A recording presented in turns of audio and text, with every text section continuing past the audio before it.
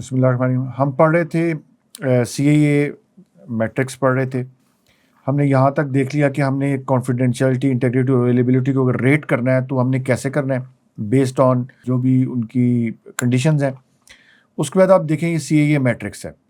Basically हमने इस फार्मूले में एसेट वैल्यू निकालने के लिए दो फैक्टर्स हमें चाहिए, टोटल एसेट वेट और CAA की वैल्यू, C plus I plus A multiply by the asset weight. ठीक है, अब ये मैट्रिक्स आपके सामने। फॉर एग्जांपल आपके पास अवेलेबिलिटी की वैल्यू लो है 1, इसी तरह इंटेग्रिटी की वैल्यू भी लो है विच इज इक्वल टू 1, और कॉन्फिडेंशियलिटी की वैल्यू भी लो है, तो 1 plus 1 plus 1 is equal to 3।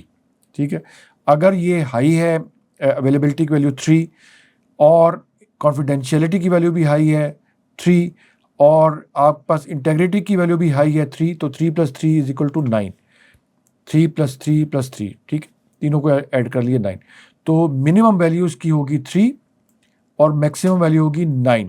यहीं पे आप ये देख लें नेक्स्ट फिगर 4 में एसेट वैल्यू 3 4 5 6 7 8 9। अब आ जाए वेट 1 2 3। वेट हम कैसे कर रहे हैं, लो होगा वेट यानी उसकी वैल्यू 1 होगी अगर the value of data in the container is low based on business objective as compare to another similar containers data value. जैसे ऊपर हमने एग्जांपल दी, मीडियम होगी उसकी वैल्यू अगर the value of data in container is medium based on business objective as compare to another similar container, और इसी तरह value of data in the container is high based on the business objective as compare to another similar container. तो ये 1 2 3 हमने rate कर दिया। अब आप देखेंगे टोटल एसेट वेट मैट्रिक्स क्या बन जाएगी। ये आपकी एसेट वैल्यू होगी 3 4 5 6 7 मिनिमम, यानी 1 1 1 अगर आप तीनों को वैल्यू दें तो मिनिमम आएगी, और मैक्सिमम दें 3 प्लस 3 प्लस 3 तो 9 आएगी। तो ये 1 2 3 वेट की वैल्यू है। अब फॉर एग्जाम्पल अगर मिनिमम वैल्यू 3 है एसेट की और ये 1 है तो 3 इंटू 1 3। ठीक है, इसी तरह 3 इंटू 2 6। तो ये आप मल्टीप्लाई कर सकते हैं कि अगर मैक्सिमम एसेट की वैल्यू 3 है और ये 9 है तो ये आपके पास 27 में वैल्यू आ गई। ठीक है, इस तरह आपने ये जो टोटल एसेट वेट मैट्रिक्स है वो इस तरह आपने कैलकुलेट कर ली। अब जब आपकी एसेट की वैल्यूज आ गई, किसी की 27 आ गई, किसी की 14 आ गई, किसी की 12 आ गई, किसी की 4 आ गई, अब उन वैल्यूज उन एसेट्स को आपने कैटेगराइज करना है। कैटेगराइज कैसे करना है कि आप फॉर एग्जांपल कैटेगरी 1 एसेट्स हैं, उनकी अगर 20 से 27 तक जो भी जितनी वैल्यूज आ रही हैं उन एसेट्स की आपने कैटेगरी 1 दे दी, और उसके बाद 12 से 18 के दरमियान से कैटेगरी 2 दे दी, और इस तरह आपने कैटेगरी 3 10 वैल्यू ऑफ 10 और लेस को कैटेगरी 3 दे दी। तो अब आपके पास सबसे इंपॉर्टेंट कौन सी है, कैटेगरी 1 वाली एसेट्स। ठीक है, 20 27 के दरमियान है। अब हमारे पास क्या, हमारे पास एक वैल्यू जो हमने यहाँ हम क्या कैलकुलेट करते, टोटल एसेट वैल्यू, ये हमने निकाल ली है इस तरह। ठीक है, फार्मूला क्या था, हमने जो हम निकाल रहे थे potential risk, total asset value हमने निकालनी थी, वो हमने निकाल ली। सिवियरिटी ऑफ वल्नरेबिलिटी और सिवियरिटी ऑफ थ्रेट, अब ये दो वैल्यूज हमने निकालनी है मजीद। तो वो हम देखते हैं कि कैसे हमने निकालनी है। अब आ जाते हैं vulnerability and threat assessment rating वाली, जो हमने वो दो वैल्यू निकाली। अब ये क्या कहता है, the presence of a vulnerability does not itself cause harm, vulnerability is merely a condition or set of conditions that could allow assets to be harmed by an attack. When a vulnerability is exploited by threat, it increases the likelihood of attack and leads to risk. ये हमने पहले काफ़ी दफ़ा पढ़ चुके हैं इसकी definitions.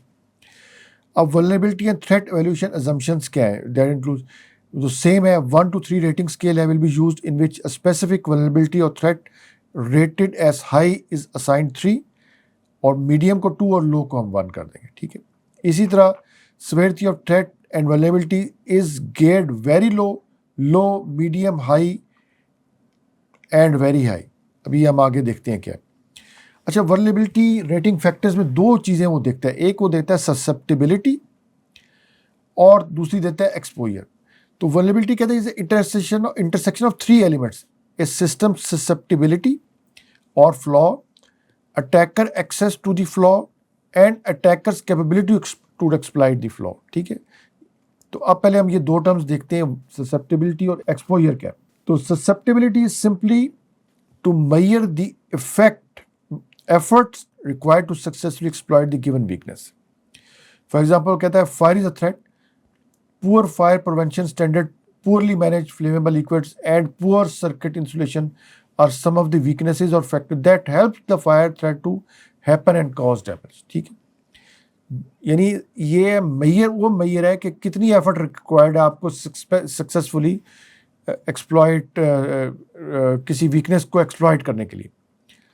ठीक, अगर आपके सिस्टम में एंटीवायरस नहीं है तो बड़ी मिनिमम एफर्ट चाहिए आपको उस सिस्टम को इन्फेक्ट करने के लिए. तो अगर एंटीवायरस डला हुआ है तो ये एफर्ट थोड़ी ज़्यादा चाहिए. तो ये वो फैक्टर ससेप्टेबिलिटी बता रहा है. एक्सपोजर हमने पहले भी पढ़ा, is the potential exposure to loss resulting from an occurrence of one or more threat event. ये हम एक्सपोजर फैक्टर ये वही है जो हमने पहले एग्जाम्पल में पढ़ा था. To measure the overall value of severity of vulnerability. अब फैक्टर कौन सा हम निकाल रहे हैं? Severity of vulnerability. ये हम आइडेंटिफाई करने की कोशिश कर रहे हैं अपने फॉर्मूले में. The combination of value of susceptibility and exposure rating must first be decided as shown in figure. आगे वो आएगी, मैं आपको सबसे पहले ये फिगर 5 को हम देख लेते हैं. ये देखें, ये एक कॉलम में ससेप्टेबिलिटी, फिर उसकी रेटिंग, फिर एक्सपोजर. ठीक है, अगर माइनस ससेप्टेबिलिटी है इसका मतलब है vulnerability require significant resources exploit with a little potential for loss.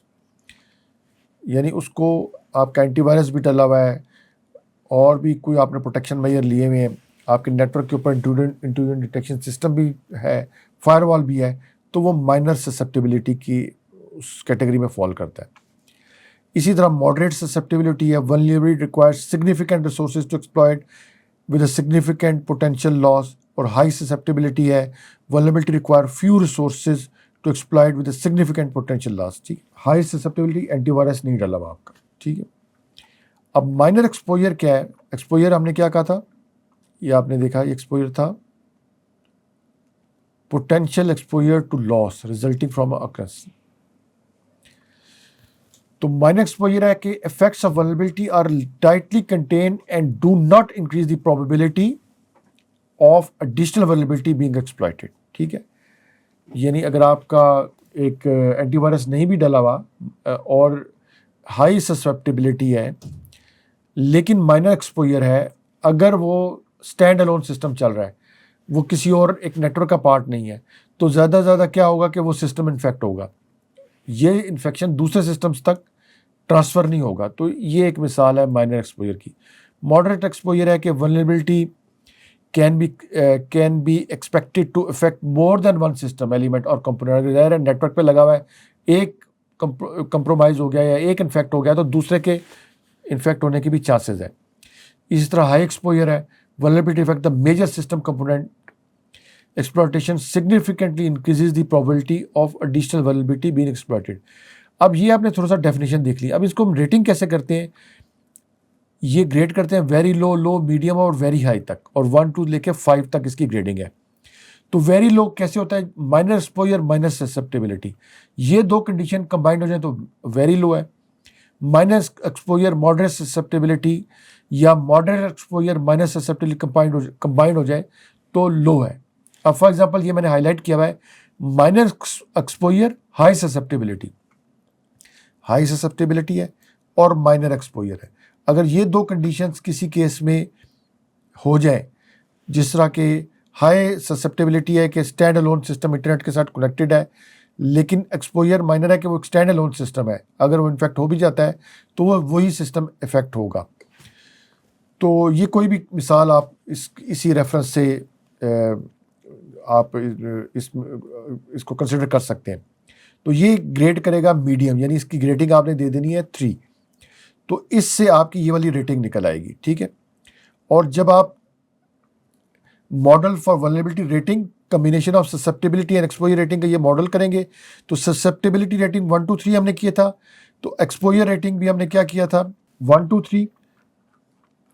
Susceptibility exposure rating, ये दोनों की रेटिंग्स हमने देखी थी. तो आप इसकी मैट्रिक्स देखें ज़रा. 1 की जगह 1 था, 1 2 की जगह 2 था, 1 3 की जगह 3 था. तो ये बेस्ड ऑन दिस वैल्यू था, इस मैट्रिक्स को बेस करके ये कर रहा था कि 1 और 1 फॉर एग्जांपल 1 और 1 1, 1 का मतलब था minor exposure minus susceptibility, minor exposure minus susceptibility और 1, ठीक है। इसी तरह 2 और 1, ठीक है, 2 और 1, 2 का मतलब था इसमें हमने 2 ले रहे थे हम ससेप्टेबिलिटी रेटिंग, ठीक है। अगर आप देखें ससेप्टेबिलिटी रेटिंग 2 किसकी थी, मॉडरेट, और 1 था माइनर, मॉडरेट ससेप्टेबिलिटी और माइनर एक्सपोजर, मॉडरेट ससेप्टेबिलिटी और माइनर एक्सपोजर। तो आप इस टेबल को ये देखें, मॉडरेट ससेप्टेबिलिटी और माइनर एक्सपोजर, तो रेटिंग 2। तो इसी तरह इसने इस टेबल में ये रेटिंग दे ली। तो अब हमने देखा कि इन दो फैक्टर्स को देख के हमने model for vulnerability rating combined with susceptibility rating, ये हमने यहाँ से एक वैल्यू हमने ले ली। मिलते हैं नेक्स्ट लेक्चर में।